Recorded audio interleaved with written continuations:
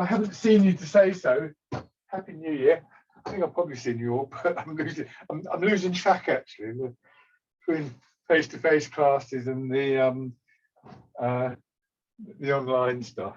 But by the time I get to the end of this week, I've said it to every class.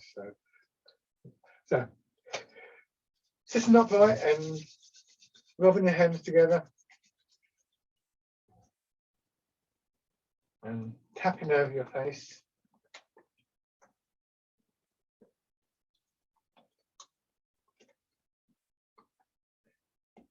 And then over your head and neck.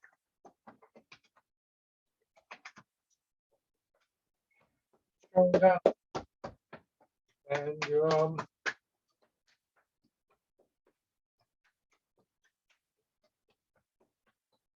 The other side.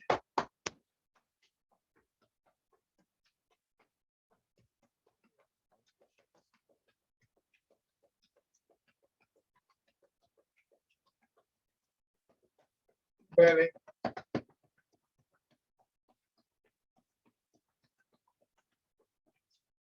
And your legs.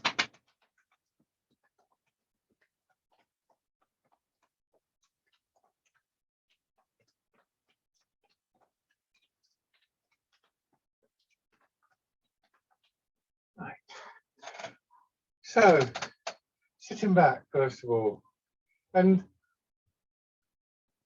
I've probably talked before to you about this sort of almost sort of two-stage process that we go through in Tai Chi. We can think about it in linear terms, although they do tend to run parallel. But one sometimes described as emptying and a kind of releasing of the tightness and the stiffness in your body and all that's involved in that. So the quietening of your attention, your weight sinking down, good posture, and so on and so forth, and getting this feeling of spaciousness within the body. The other side of that, though, is, in a sense, what comes into that space after we've created it. Something is going to fill it up, and so we want to try and think about that a little bit. And this is where notions of sort of inner strength and connection start to come into play. But this posture is very much about the emptying stage. And it's important to realize that many schools of Tai Chi, and I have a great deal of respect for it, really focus almost entirely for years on the emptying stage, to lose some of that tightness, to lose some of those habits of movement and responses that tend to kind of fill us up. They don't necessarily talk that much about the filling aspect of it. So the emptying stage is a really important thing to focus on.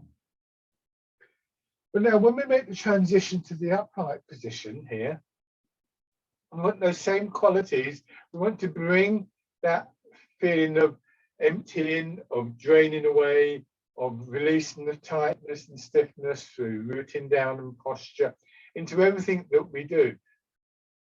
But at the same time, if all we did was empty, it would be like a balloon deflating, would suddenly just collapse inwards. And we don't do that. We don't want to do that. Our resistance to doing that is actually something that can hamper the emptying process, because we constantly want to go back to the old habits of sort of tightening and stiffening. And this is where I think it's useful to get a sense for that different quality of strength, that inner structure that continues to hold us up. So for me, the filling stage is an ongoing complement to the emptying stage. But as I say, not everybody, not every school of Tai Chi would take that particular approach. So if it doesn't work for you, then the thing to focus on initially is the emptying, the draining away.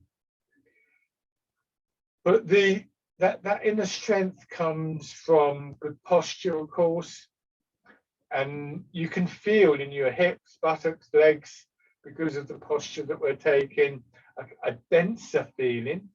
Remember, when you find a position in the chair that's comfortable, just angle forward slightly if you can, so you feel a bit of pressure in your feet.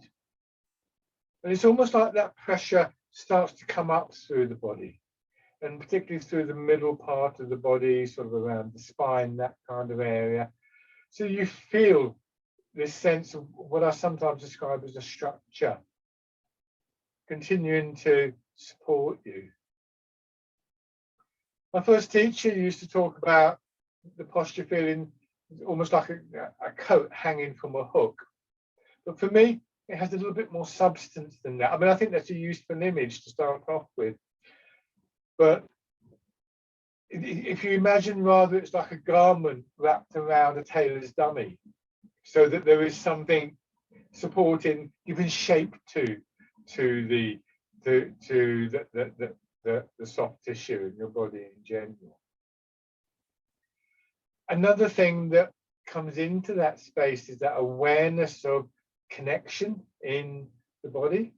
So bringing your attention into your body and maybe just feeling the movements that run through the whole body when you breathe in and you breathe out.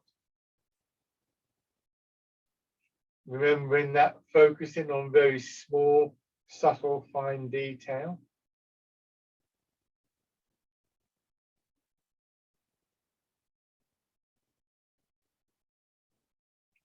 And I think that inner strength is quite an important thing to feel, because it helps to build a sense of confidence in ourselves. It's very easy to lose that confidence, especially if you just had a break and so on and so forth. And the chances are, and I know it was true of me, when you got back into full training and things like that, it was like there were some exercises I didn't do for a while, and noticed today I was a bit wobbly on some of them.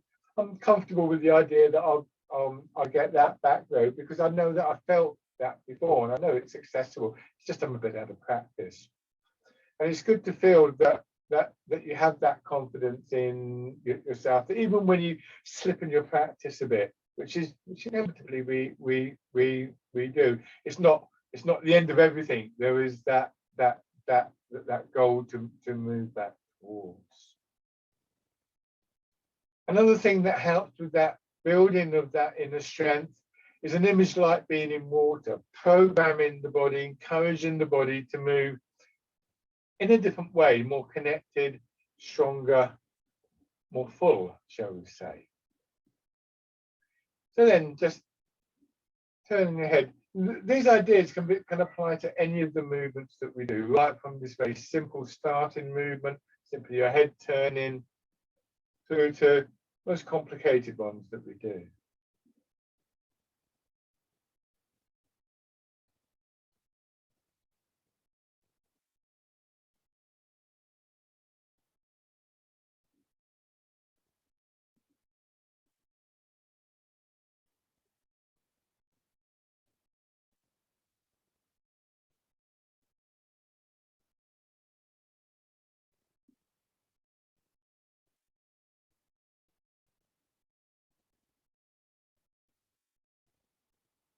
Hands in front of your shoulders.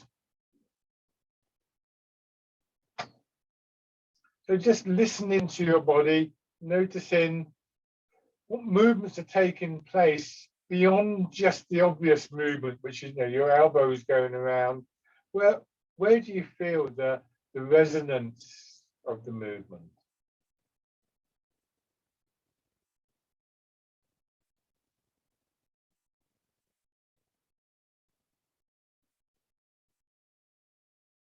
And then going forwards.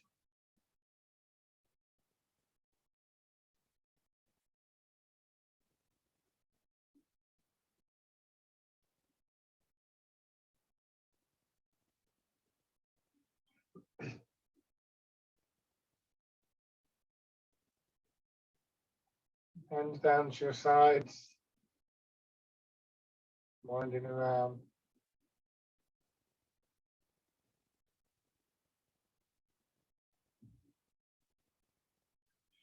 The regularity of the movements that we do, the repetition, means that as you get more familiar with the movements, as you all are,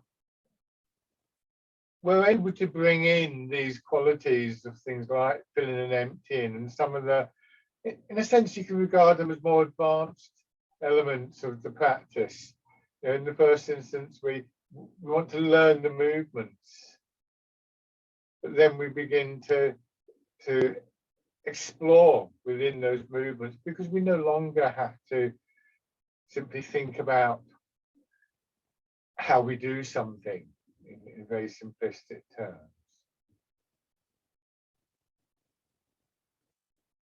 And then you're winding thread up in your hands. All of these movements so far will connect to our chest and our upper back at least. And just see if you can feel that, you know, the movement when we wind around, the pectoral muscle here is going to be involved, for instance.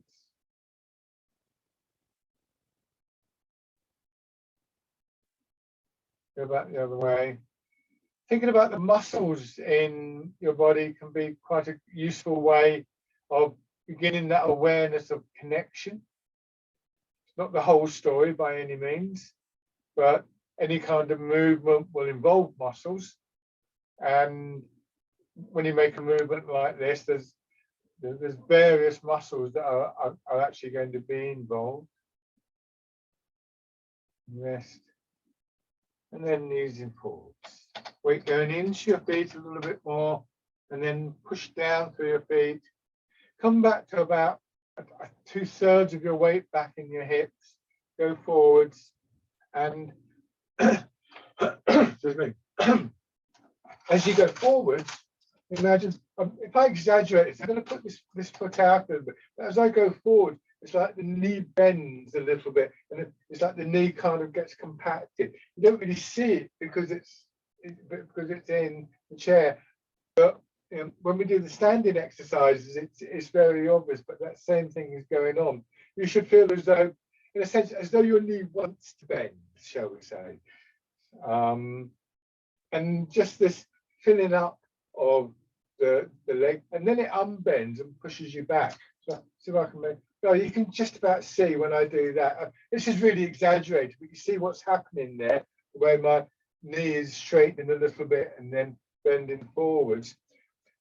And I mean, you can try this if you like with your leg out, because that gives you the basic action. And when you bring your foot back into the correct position, you still feel some of that movement. And you'll feel it slightly differently as well. You'll realise that it's not just the knee bending, there are other things going on as well. So this gives us a very fundamental, very important source of energy. You're going forwards, be compressed, and then the springiness of the legs pushing you back. When you've got a sense for that, see if you can detect a similar sort of dynamic in your hips, lower back, buttocks, those areas that you're moving the weight back into. So it's almost like you're being bounced forwards and backwards.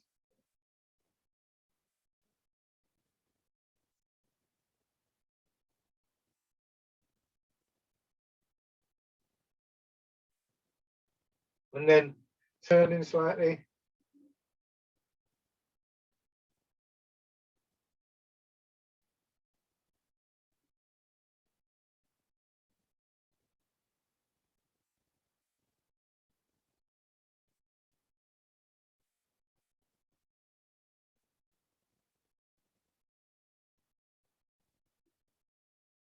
And in the other direction.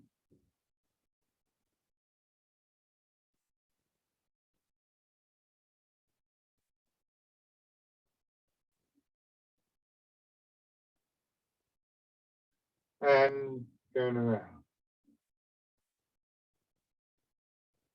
A smooth feeling of movement through your back and spine.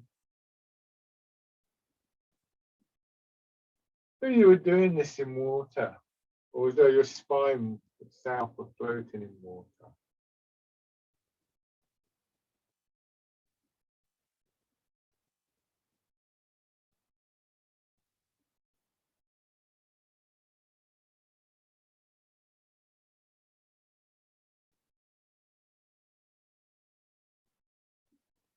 Go back in the other direction.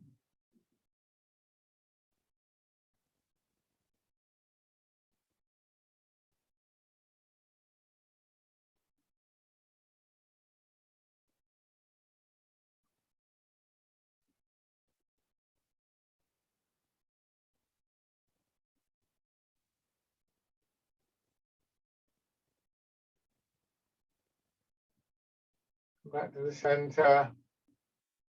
Step out with one foot.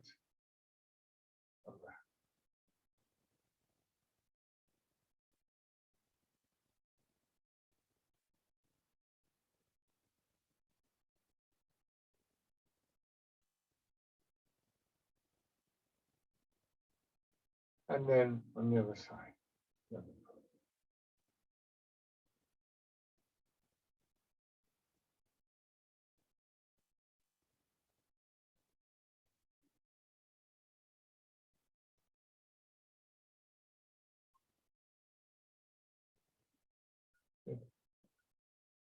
So every now and then, just remind yourself of, well, whatever image works. Being in water is the most common one. I've talked about other images in the past. But just gently sort of push the body into a different way of moving, more connected, and again with that quality of inner strength.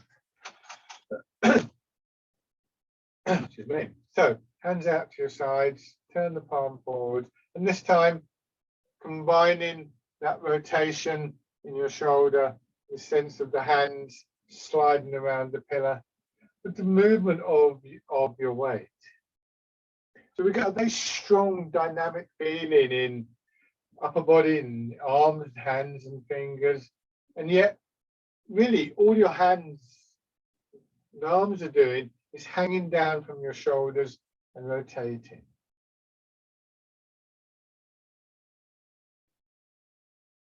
Just make the rotation as large as possible. But when that here, it can get quite tight. Here I'm fine, but when I do this, I can feel a stiffness across my shoulders. So hopefully at some point that will disappear. But I can just feel it coming, and that's the point at which I stop.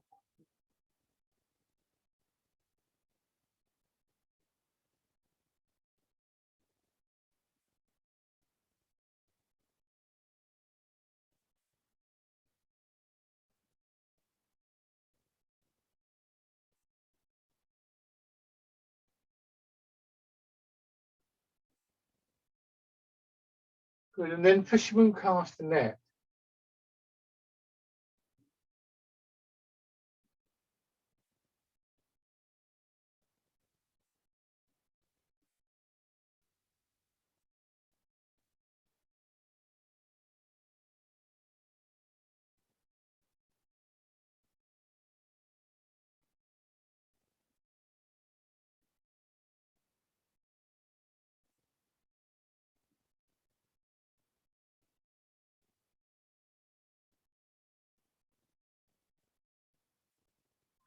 And then imagine the ball underneath your arms, rolling the ball in towards your chest. It's like feeling the pulling on your arms.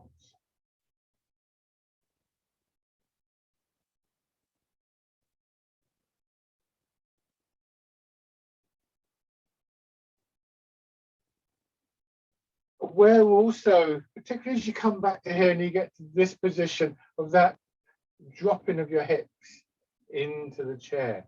So through each cycle, whenever we come back in this way, with this and with other exercises, there's just a moment when you drop. In fact, again, I'll show you from the side. This is to demonstrate something that I feel inside. I come up here, I'm deliberately pushing my head up. So what happens is I drop down more. Again, this is grossly exaggerated. My back doesn't curve that way. But in dropping down, my shoulder drops down. And because my shoulder drops down, my elbow drops down. And look, you see, so I come to here, and it's this coming up, and then from the hips upwards, down through the body, there's this sort of chain of movement. And just stay with this for a few more rounds so that we can begin to feel that. And again, this will happen in other movements, but it won't always be the same movement, of course. It won't, there'll be a different movement. The actual shape that we're moving through, the pattern that we're moving through clearly changes, of course, from exercise to exercise. So now changing to pigeon spreads its wings, and come up here, and that same thing, hips, ribs, shoulders, elbows, and this time that contributes to the drawing apart. So it's here, so the back lengthening, coming back, settling down. And the elbows will drop down slightly as well as come out. The pigeon spreads its wings.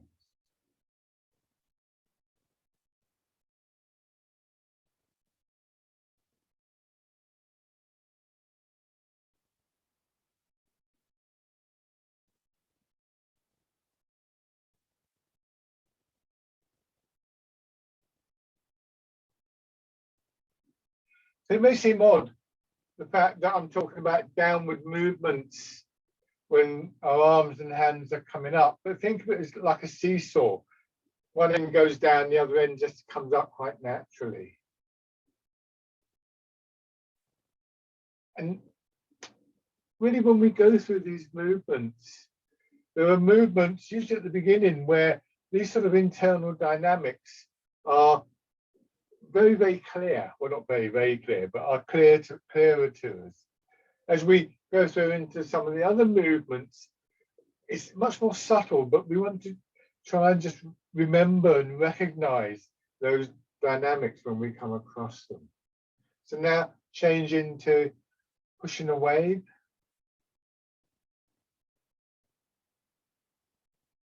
Still your weight moving, remember, just be careful with this constant forwards and backwards movement that your back doesn't start to ache and strain. If it does, sit back and rest it for a little while, because it is working the back and the spine, the muscles all around back and spine in quite a strong way.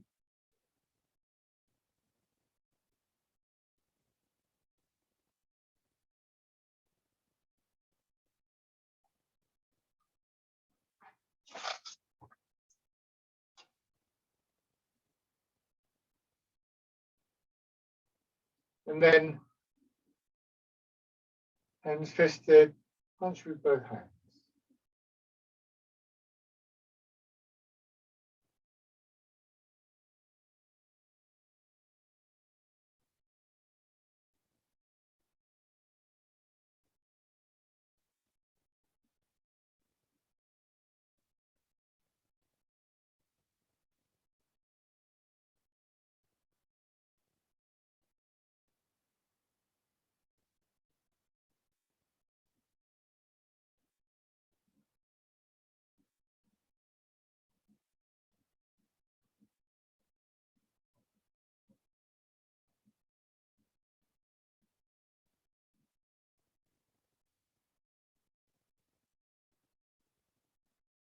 Now, back to pigeon spreads its wings, going through those last three movements in sequence. So we have a significant common dynamic within the body, which as that dynamic sort of spreads out, gets expressed in three different ways. Now, some of that is obviously due to the mind, your intent, your awareness of the sequence.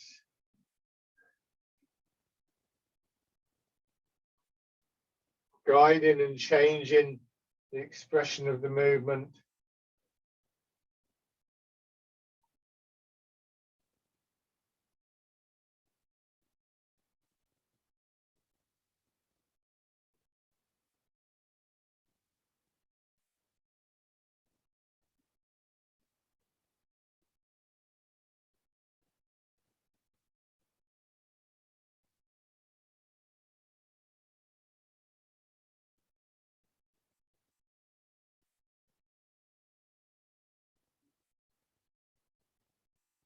one more round of this.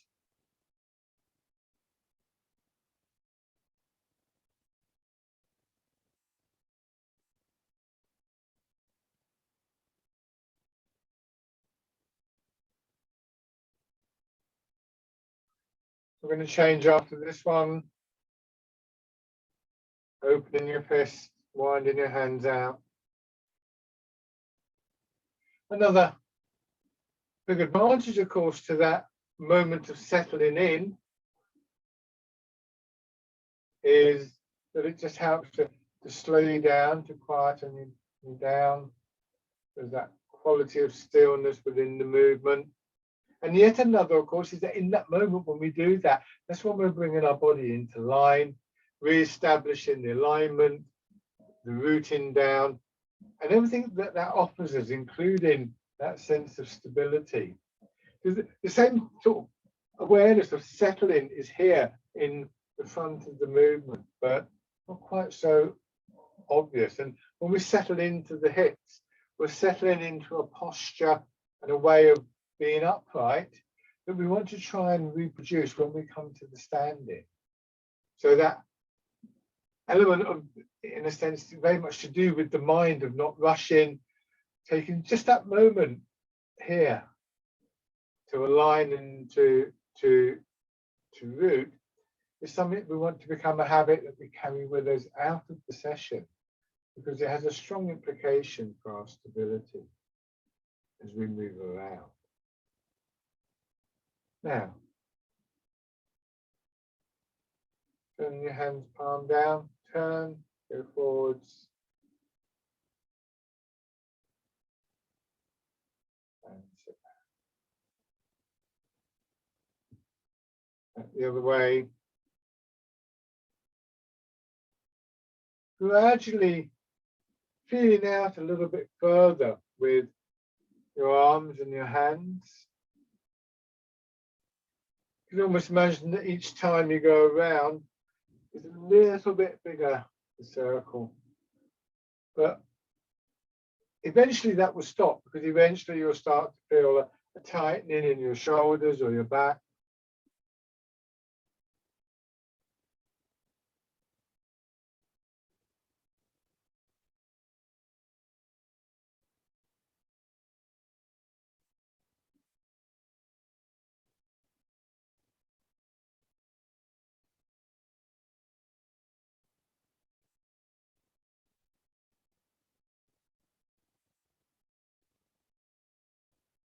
Let's do one more to each side.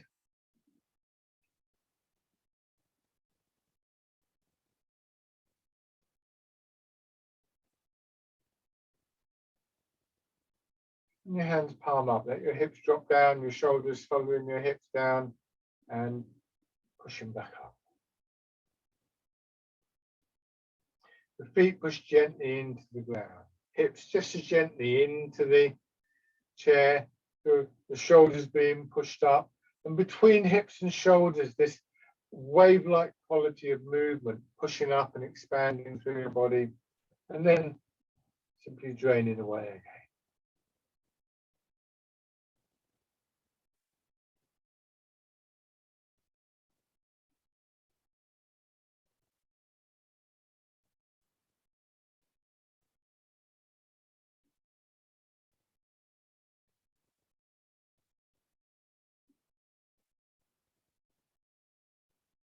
One more time.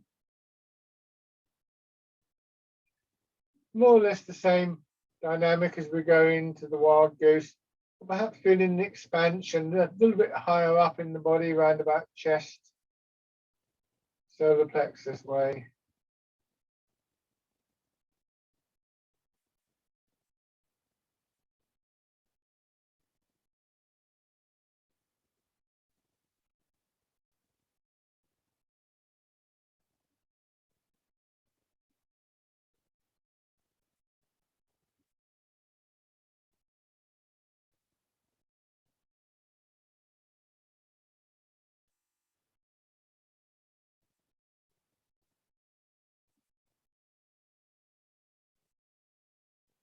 And then heart in the clouds.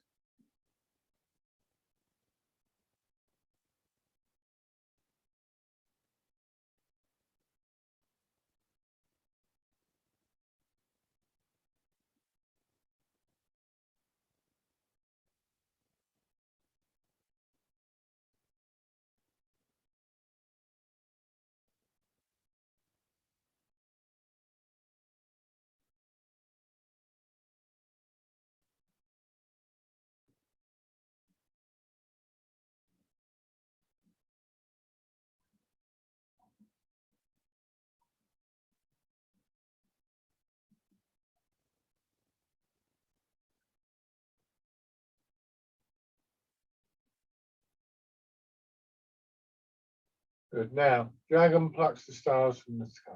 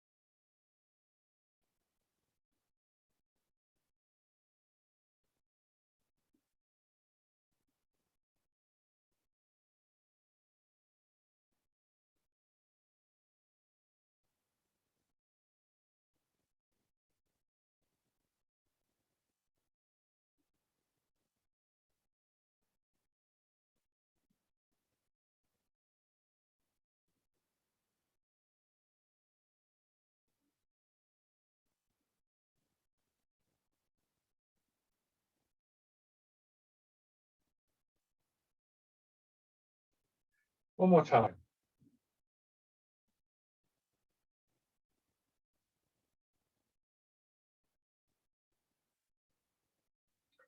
And then pushing in two directions.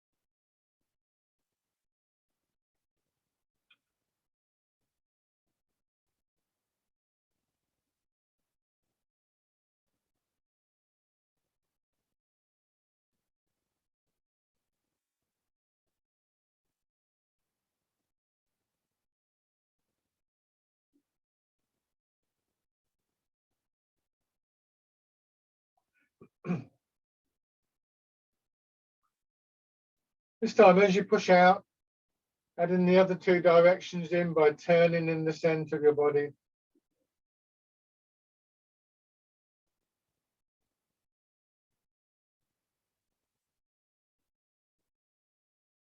Finishing with facing forwards, pushing outwards.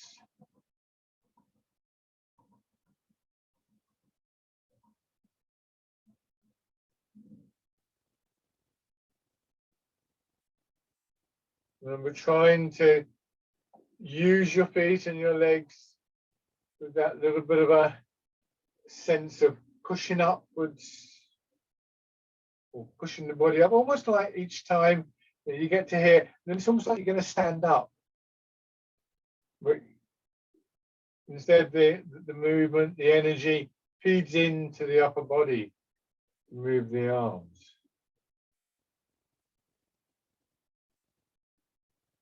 One more round.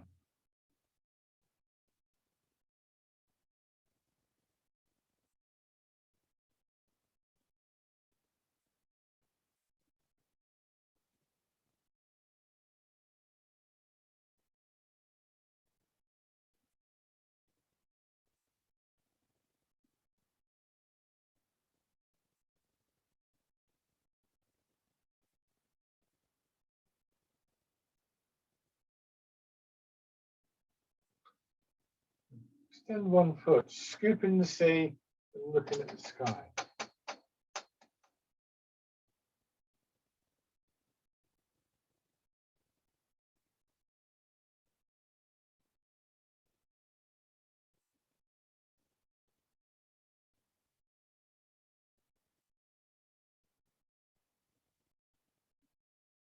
Feel the pull on your hips as you go forwards, which is the all-important counterbalancing movement.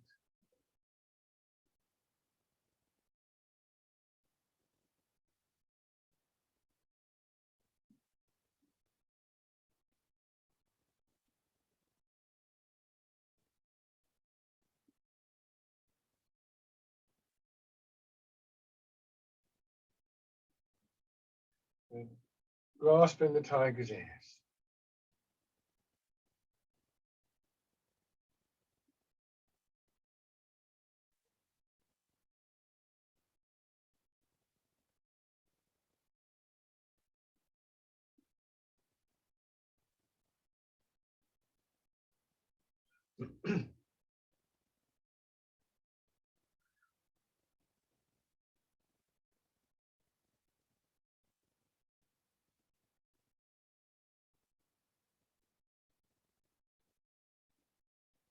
Once more.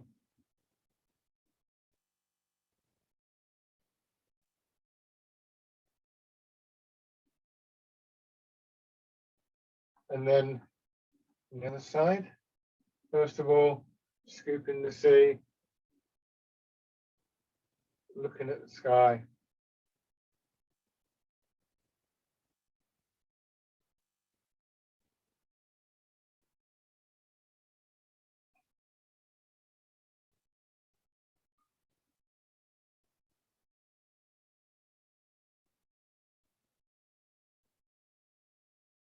When we can get that feeling of our hips pulling us back with this exercise, I think we get really lovely sort of open, soft stretching feeling with this one. I think it's a lovely exercise.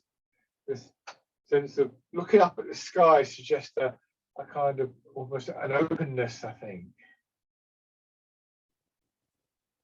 And then changing to grasping the tiger's ears. And just as we felt that sense of openness in the front of the body with the last exercise, so when we go forwards here, we can start to get a feel for that in our back as well.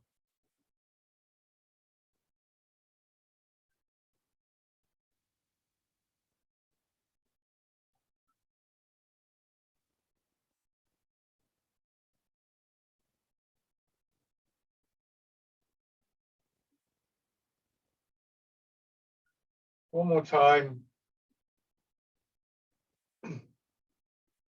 And just rest by again allowing your hips to drop back. This is something I'm going to come back to in the standing in a few moments. So see if you can get a sense for it in the chair. Like somebody sit behind your chair, they grabbed hold of your belt and kind of pulled you back.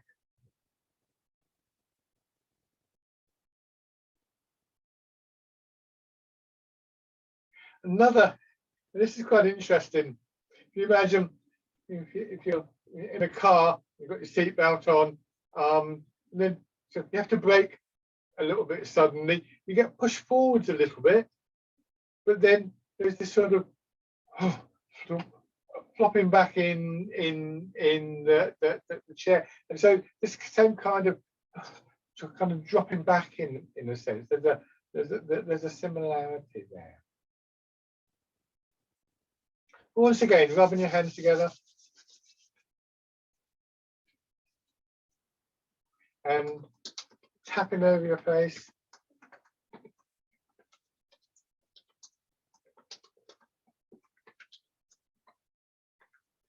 Over your head and neck.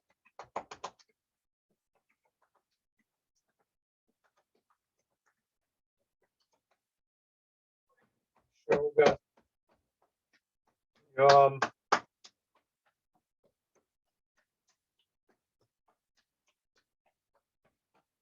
The other side.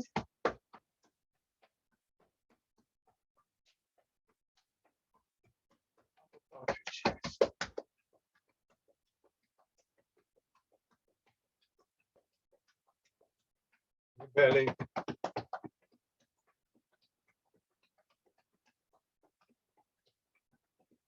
And finally your legs.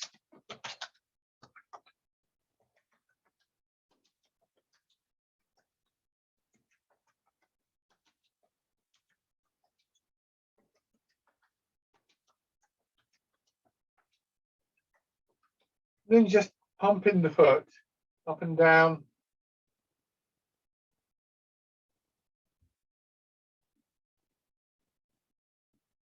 And then going around.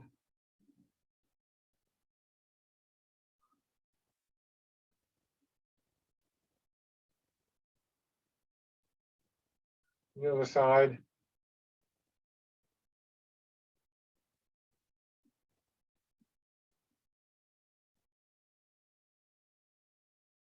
And around.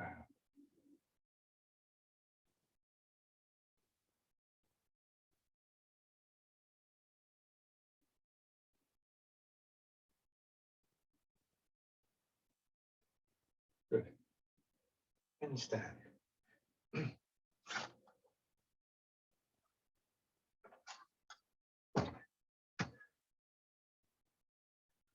So first of all, we're just standing, and here we can really feel that action of the legs, of course. You sink down and then pushing up and settling.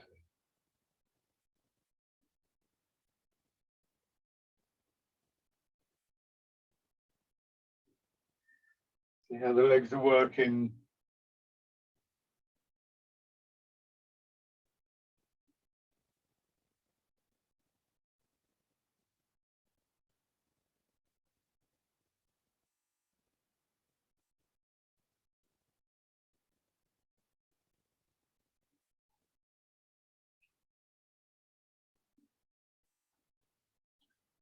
And then wild goose.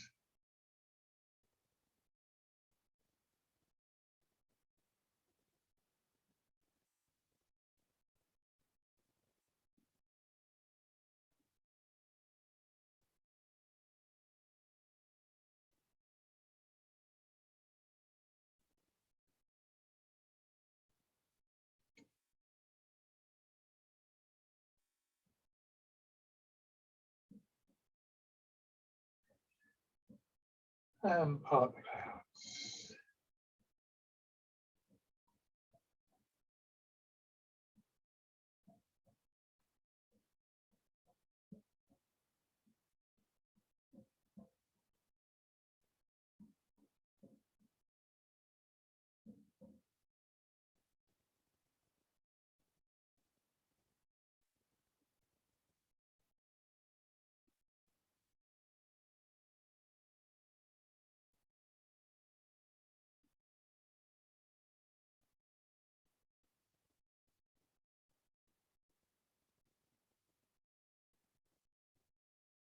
Okay.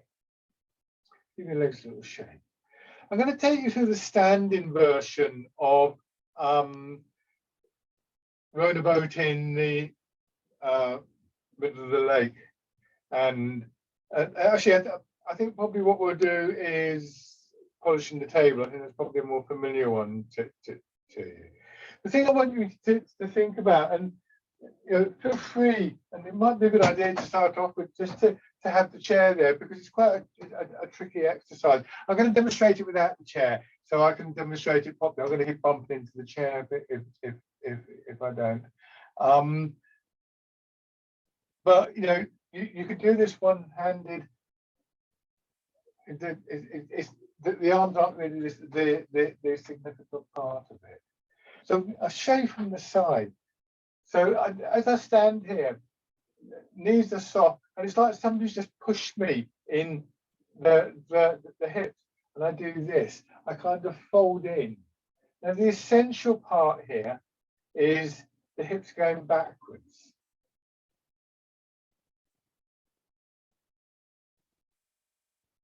And then the hips going down, which bring me to the upright position.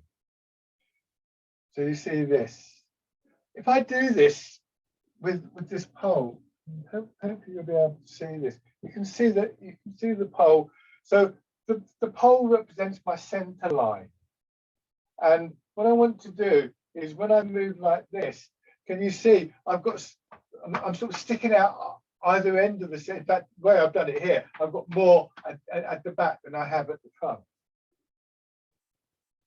Now that's quite different to leaning forwards. If I lean forwards, I do this and I fall over. So if there's something over there that I want to get, if I do this to reach it, I'm going to stumble.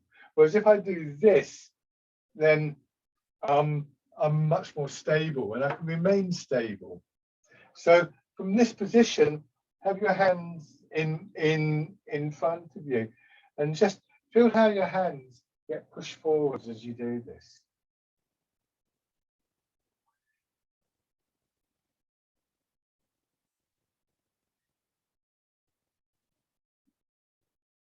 I'm doing this quite big, so you can see what I'm doing. But obviously, it doesn't have to be a big movement. And you'll see when we come to the step in that actually, mostly we make use of this in a very, very subtle way. So this is not about moving the hands. It's about seeing what the hands do, what the head and shoulders do when the hips go back in this way, and when they drop down in the next stage.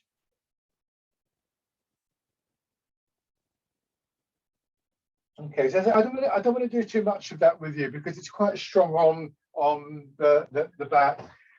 It's a useful exercise, and we kind of at other times we've taken it into the circular movement as well. But don't concern yourself with that for the moment, because I want to just move on with this a little bit. Have 1 foot forwards, and just begin to transfer your weight. Now, we don't do what we often do in walking in this exercise. We're trying to keep the body upright. But see if you can still feel that sense of your hips dropping back. That's a very, very subtle feeling, which is why I had you doing the bigger movement first. Your weight's going to about 70% in the back leg, about 60% in the front leg.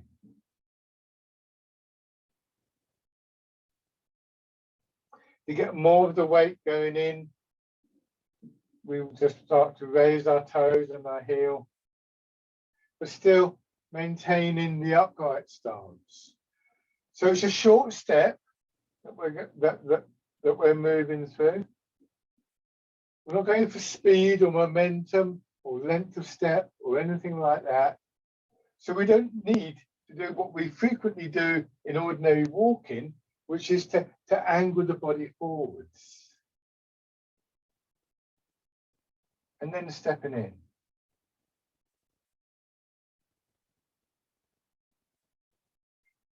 So trying to avoid that and maintaining that feeling of your hips sinking down.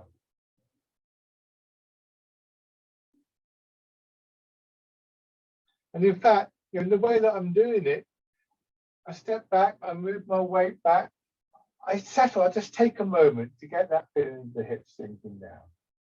Again, that's something we wouldn't normally do in ordinary walking. Now, try having your other foot forwards. So I've forgotten which foot I have, but you know which foot you have. Same thing on the other side.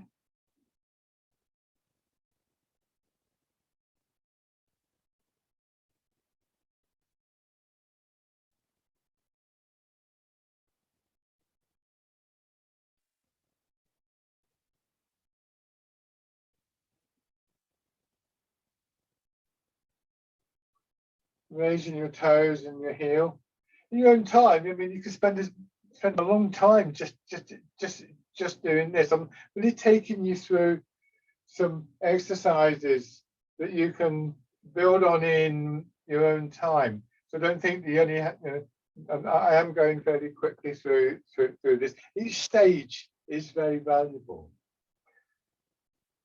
because each stage has something that builds into the next stage. And then stepping in.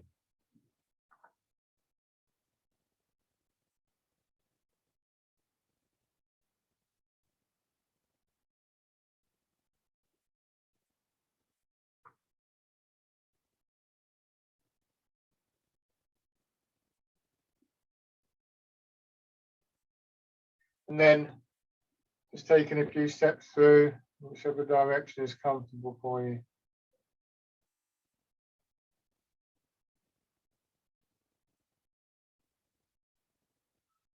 And then if you haven't done so already, you change the direction.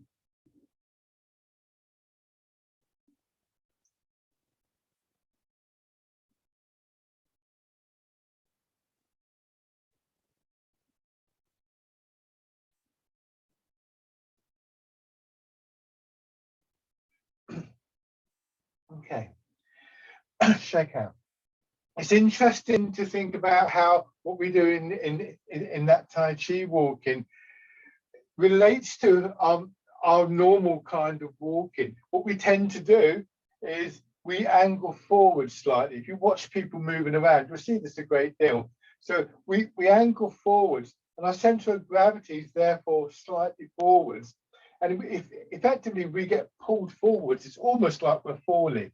If you're in a hurry, you tend to lean forwards more. If you're going up a hill, you lean forwards more.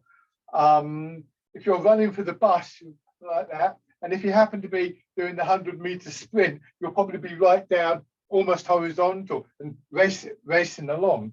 So this angling movement is a very natural movement that we do, although we try and avoid that in the Tai Chi stepping, because it actually helps you to build a certain momentum, and it makes the walking easier. We lean forwards, we use the arms a bit, we swing along, and we're kind of quite nice like that.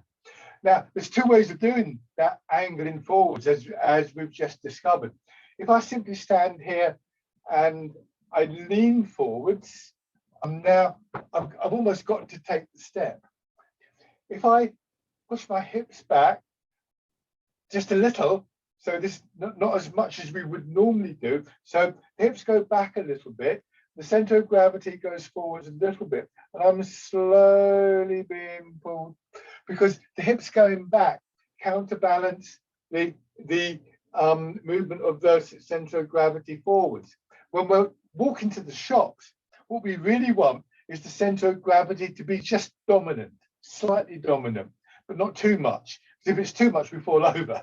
So that feeling and that awareness of what happens as the hips go back and the shoulders go forwards is something we can adapt into our normal walking. So if you practice this exercise, for instance, or polishing the table, we do polishing the table in the seated version, or if you think about this would be the standing version of scooping the sea, but when we do it in the chair, we get that feeling of dropping back, and so on and so forth. Then that we'll become more aware of that movement in the hips, and gradually it will become a natural part of how we're walking. It just helps to stabilize the walking. It's obviously a very subtle process, but it makes a significant difference. This, I'm already getting a bit wobbly. This, I can feel the forward momentum, but my hips going back has given me a little bit more control, a little bit more balance to it. So it's just that little bit more stable. So that's kind of interesting. And I've been talking too much really, but have 1 foot forwards, and let's just do a few rounds of fisherman cast the net, because again, when we're walking along, we don't want to keep thinking about the hips, but we want to know that that's happening in the background. Aware of the pull of gravity on hips and lower back, that feeling of yielding, that feeling of emptying, going back to what I said at the start of the class, through your hips, becoming just a normal part of how you move, so that when it ceases to happen, you notice it's like you haven't got a shoe on, or you've buttoned your coat up wrong, or something like that. It doesn't feel quite right. And you think, oh, what's going on, sort of thing. This has a very practical side to it.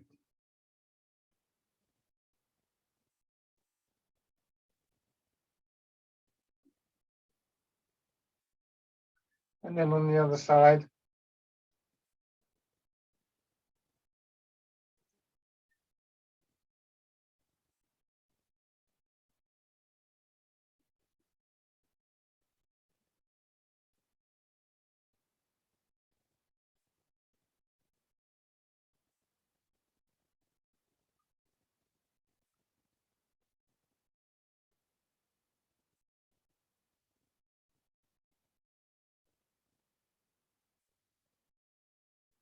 one more time.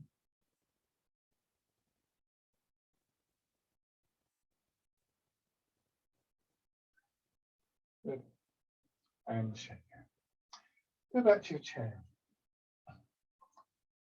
In its traditional role as a martial art in Tai Chi, we practice what are referred to as applications. These are martial applications that are taken from the basic movements of the forms and the exercises that we do, are then, if you like, applied to fighting situations. And the thing that we find when we do that is that if we try and do the movement exactly as we do it in the forms or the exercises, they don't actually work, because when whether we're chair-based or standing, it's almost like the stances that we take, the way that we do the movements, are like a kind of laboratory, shall we say. Another way of thinking of them is that, you know, if we were learning to play a musical instrument, then we would learn scales and fingering exercises and so on and so forth. And what we learn in that process, what we learn in the basic movements, are basic principles, which then when we, if we were going to play a tune, we wouldn't do it exactly like that, but the skills that you picked up in the exercises get brought into the tune. And so when we start to think about, say, something like the Tai Chi Walking, and how that, which has a lot of benefits in and of its own right, we know. But when we think about how we apply that to our everyday life, to, you know, just walking around the house, walking to the shops, when we and so on and so forth, then we have to go back to the basic principles and think, well, how is this principle going to work in a situation that is, in a sense, less than ideal? You know, if you like, the exercises, the forms that we do are the laboratory where we work out the principles, and we then take it out and work out how it works in everyday life. And so that's just an idea about how we take what we're learning in these sessions into everyday activities. I think that's really important, that whatever, you know, they have immense value in and of their own right, we know, but it's also important to think that this is an art, this is a practice that offers us skills, sort of life skills, if you like. So just sitting back again, just feeling that sense of your hips dropping back, your hands dropping down, and then embrace tiger, return to mountain.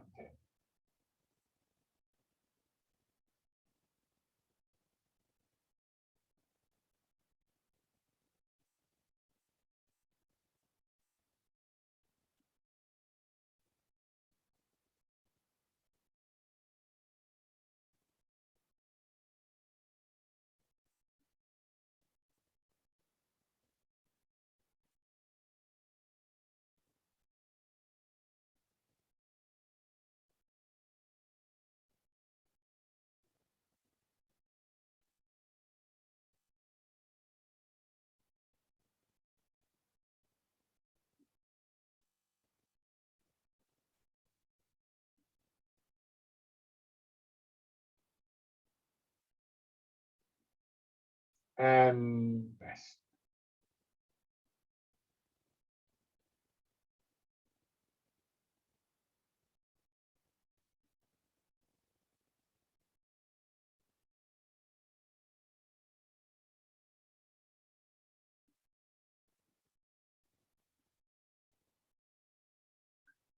Lovely. That was great. Thank you very much, everybody. Thank you. So hopefully that was useful. I mean, Yes, lovely. let me know.